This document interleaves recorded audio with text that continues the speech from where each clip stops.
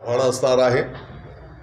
शेवटी आपल्याला हे नियम आणि माननीय मुख्यमंत्री महोदयांनी सभागृहामध्ये पण घोषित केलेलं आहे की नियमाच्या आधारे कायद्याच्या चौकटीत बसणारा आणि सरळ गोष्ट आहे, आपण कोणाचं आरक्षणाला धक्का न लागता कोणाचं काढून न घेता हे आरक्षण माननीय मुख्यमंत्री महोदय आणि सगळे मिळून सगळ्यांच्या हीच भावना आहे।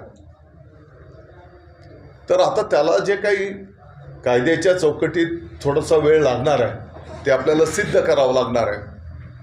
त्याची कागदपत्र गोळा करावे लागतील, ते पुरावे द्यावे लागतील, तर तेही काम समांतर आता प्रगतीपथावर आहे।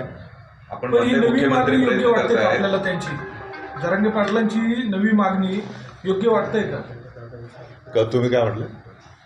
आपण म्हणते मुख्यमंत्री प्रयत्न करतायत आणि आमच्या पातळीवर सुद्धा प्रयत्न चालू आहे, पण ते आपल्या आंदोलनावरती ठाम आहे। 24 तारखेला जे आंदोलन आम्ही करू त्या आंदोलनावरती ते ठामच आहे।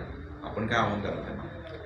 नाही, म्हणूनच मी माननीय जरांगे पाटील साहेबांना विनंती आवाहन करतो की शेवटी तुम्हाला जे अपेक्षित आहे त्या दिशेनेच सरकार पण काम करत आहे की महाराष्ट्राच्या तमाम गोरगरीब अनेक मराठा समाजाचे पण लोक आहेत की त्यांची प्रगती साध्य झाली पाहिजे, त्यांनाही न्याय मिळाला पाहिजे। परंतु हे सगळं करीत असताना आपल्याला कायद्याच्या नियमाच्या चौकटीत करावं लागणार आहे की उद्या त्याला गालबोट लागू नये। आणि म्हणून आपण या सर्व प्रक्रियेमध्ये थोडासा वेळ द्यावा असं मी त्यांना विनंती आवाहन करेन। संजय राऊत म्हणतायत की ज्या 23 जागा आहेत शिवसेना त्या लढवणारच, त्यावर काय?